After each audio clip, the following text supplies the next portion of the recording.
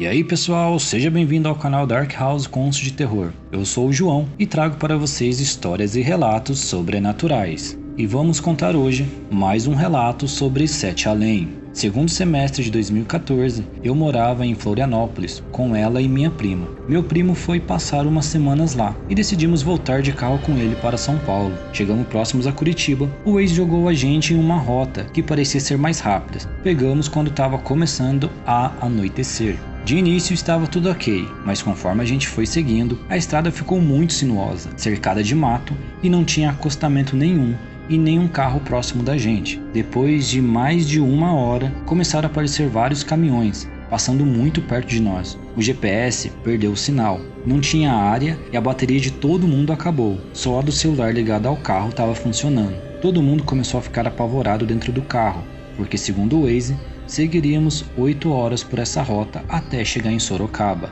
Depois que os caminhões sumiram, ficamos sozinhos de novo na estrada. Começamos a sentir muito cheiro de queimado, parecia que vinha de dentro do carro, mas nenhuma fumaça aparente. Chegamos em um trecho onde havia um pouco de mato cortado. Decidimos parar. Quando saímos do carro, o céu estava uma coisa absurda. Nunca vi um céu daqueles. A gente ficou muito tempo lá, olhando, porque parecia aquelas fotos de constelação. Só que me deu uma sensação muito ruim, e eu comecei a ter crise de ansiedade. Pedi para sairmos dali. Seguindo o caminho, passamos por um carro carbonizado e todo mundo começou a achar que era o nosso carro e que tínhamos morrido num acidente e que a gente ia ficar preso naquela estrada para sempre. Depois desse carro, começaram a aparecer pessoas andando sozinha pela estrada. A cada km, uma ou duas pessoas vagando. E a gente estava no meio do nada. Ficamos nos perguntando, o que essas pessoas estão fazendo vagando de madrugada nessa estrada? Depois de quase 5 horas assim, chegamos no que parecia ser uma cidadezinha, muito esquisita, muito escura,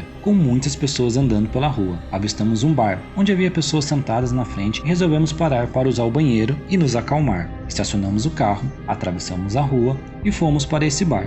Chegando lá, todas as pessoas ficaram encarando a gente de uma maneira muito esquisita. Minha irmã, minha prima e meu primo foram no banheiro. Fiquei sozinha esperando, e as pessoas não paravam de me olhar. Decidi sair do bar e esperar na porta, onde tinha uma mesa com 4 pessoas, 3 caras e uma garota que parecia ter a minha idade. Eles começaram a falar sobre mim, me apontar, e fui ficando cada vez mais desconfortável. Os 3 voltaram do banheiro, dizendo que era tudo muito esquisito, que tinham vãos imensos nas cabines e que dava para conversar com quem estava no banheiro masculino, do feminino e vice-versa. Minha irmã comprou água, energético e umas balas.